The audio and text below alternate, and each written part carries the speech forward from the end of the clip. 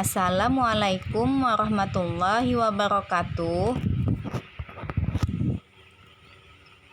Kami dari kelompok 5, saya Jaimah dengan NIM 1801010081160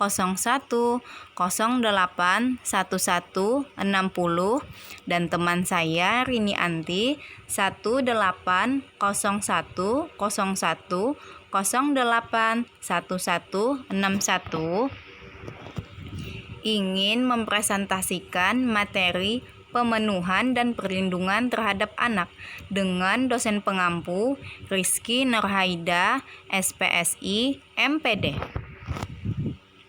Judul makalah yang akan kami presentasikan yaitu tentang ketentuan pidana. Tahukah kamu apa itu ketentuan pidana? Di sini menurut teori Van Hamel, ketentuan pidana yaitu semua dasar-dasar dan aturan-aturan yang dianut oleh suatu negara dalam menyelenggarakan ketertiban hukum, yaitu melarang apa yang bertentangan dengan hukum dan mengenakan suatu nestapa atau pidana kepada yang melanggar larangan tersebut. Jadi maksudnya ketentuan pidana yaitu aturan yang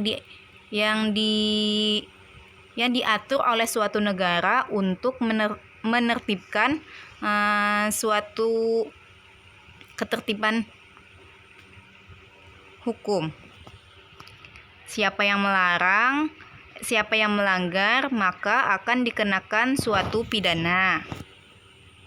Di sini dalam Undang-Undang Nomor 3 Tahun 1997 tentang Pengadilan Anak dimaksudkan untuk melindungi dan mengayomi anak yang berhadapan dengan hukum agar anak dapat menyongsong masa depannya yang masih panjang serta memberi kesempatan kepada anak agar melalui pembinaan akan diperoleh jati dirinya untuk menjadi manusia yang mandiri, bertanggung jawab dan berguna bagi diri sendiri, keluarga, masyarakat, bangsa maupun negara.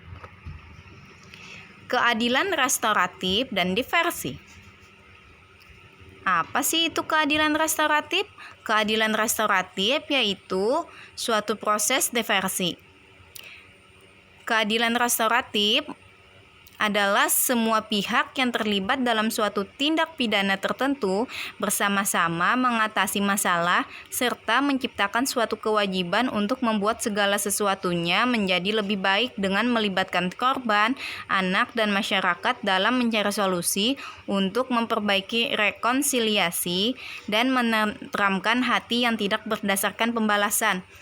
Jadi keadilan restoratif ini merupakan suatu tindakan agar tidak ada terjadinya pembalasan terhadap pihak yang bersangkutan. Diversi yaitu pengalihan penyelesaian perkara anak dari proses peradilan pidana ke proses di luar peradilan pidana.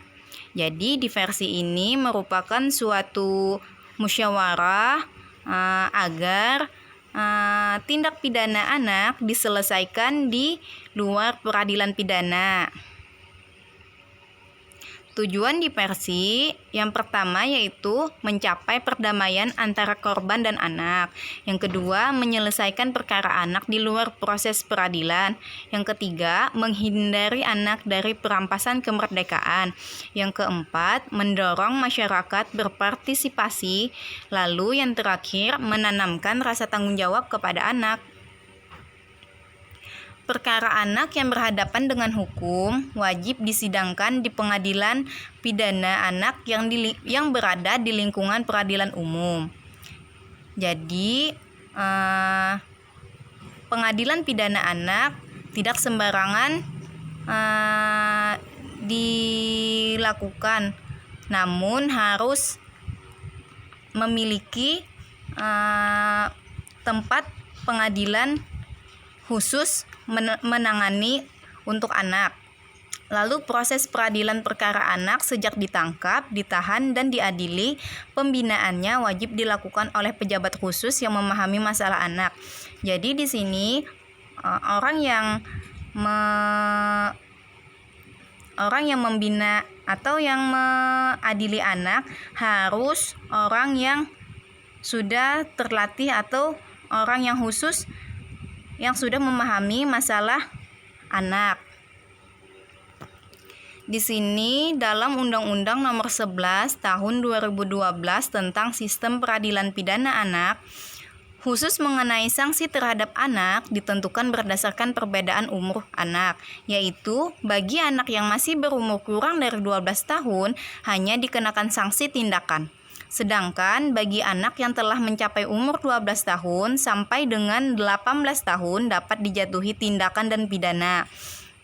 Jadi untuk mengenakan sanksi terhadap anak yang bersalah tidak sembarangan karena ada batasan-batasan usia tertentu untuk mengenakan suatu pidana terhadap anak. Misalnya umur yang kurang dari 12 tahun hanya dikenakan tindakan saja, tidak boleh dijatuhi pidana. Kalau anak yang sudah mencapai umur 12 tahun atau sampai dengan 18 tahun sudah dapat dijatuhi pidana atau tindakan.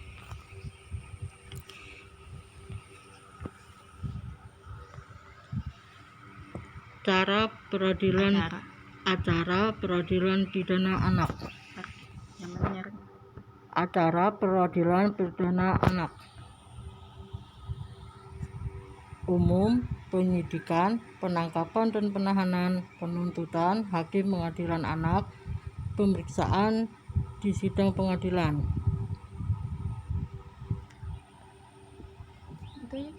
Umum, penyidik, penuntut umum, dan hakim wajib memberikan perlindungan khusus bagi anak yang diperiksa karena tindak pidana yang dilakukannya dalam situasi darurat.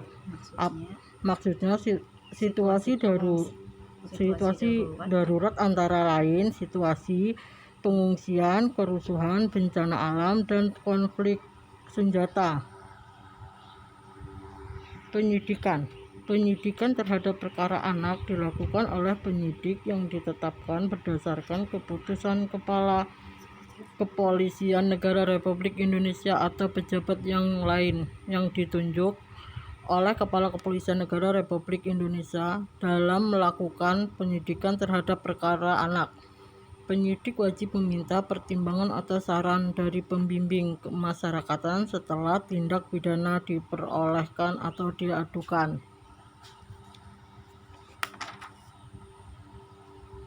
Penangkapan dan penahanan. Penangkapan terhadap anak dilakukan guna kepentingan penyidikan paling lama 24 jam. Anak yang ditangkap wajib ditempatkan di dalam ruang pelayanan khusus anak.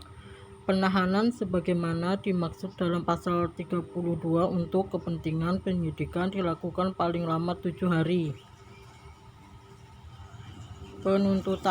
Penuntutan terhadap perkara anak dilakukan oleh penuntut umum yang ditetapkan berdasarkan keputusan Jaksa Agung atau pejabat lain yang ditunjuk oleh Jaksa Agung.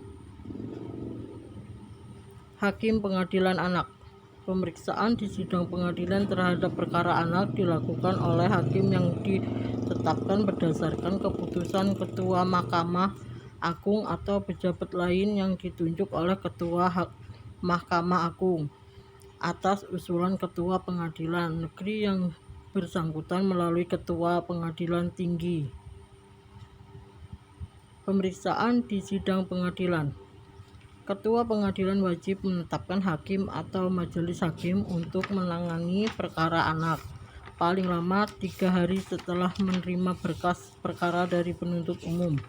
Hakim wajib menyupayakan diversi paling lama 7 hari setelah ditetapkan oleh Ketua Pengadilan Negeri sebagai hakim, diberi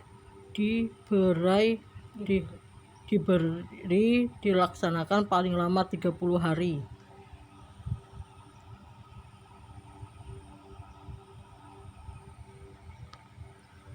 Pidana dan tindakan. Bagian ke-1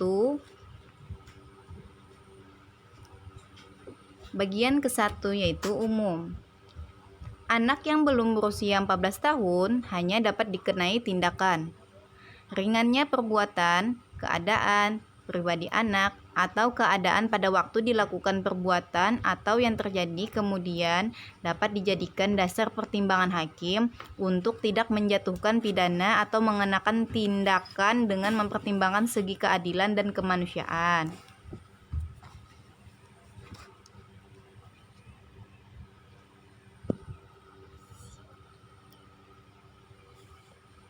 Pidana. Pidana di sini dibagi menjadi dua, yaitu pidana pokok dan pidana tambahan. Pidana pokok yaitu pidana peringatan, pidana dengan syarat, seperti pembinaan di luar lembaga, pelayanan masyarakat, dan pengawasan. Lalu pelatihan kerja. Yang keempat, pembinaan dalam lembaga. Yang terakhir yaitu penjara. Sedangkan pidana tambahan yaitu perampasan keuntungan yang diperoleh dari tindak pidana, dan yang kedua pemenuhan kewajiban adat. Maksud pemenuhan kewajiban adat adalah denda atau tindakan yang harus dipenuhi berdasarkan norma adat setempat yang tetap menghormati harkat dan martabat anak serta tidak membahayakan kesehatan fisik dan mental anak. Tindakan yang pertama yaitu mengembalikan kepada orang tua atau wali. Yang kedua, penyerahan kepada seseorang.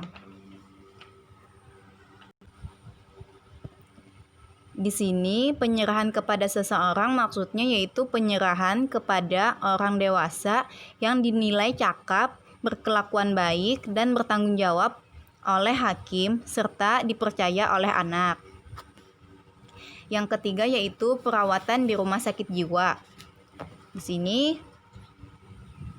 maksudnya tindakan ini diberikan kepada anak yang pada waktu melakukan tindak pidana mengalami penderitaan gangguan jiwa atau penyakit jiwa. Yang keempat yaitu perawatan di LPKS. Yang kelima, kewajiban mengikuti pendidikan formal atau pelatihan yang diadakan oleh pemerintah atau badan swasta. Yang keenam yaitu pencabutan surat izin mengemudi. Lalu yang ke-7 yaitu perbaikan akibat tindak pidana. Maksudnya di sini perbaikan kerusakan yang disebabkan oleh tindak pidana dan memulihkan keadaan sesuai dengan sebelum terjadinya tindak pidana. Demikianlah presentasi makalah kami yang berjudul tentang ketentuan pidana terhadap anak. Atas kurang lebihnya kami mohon maaf. Wassalamualaikum warahmatullahi wabarakatuh.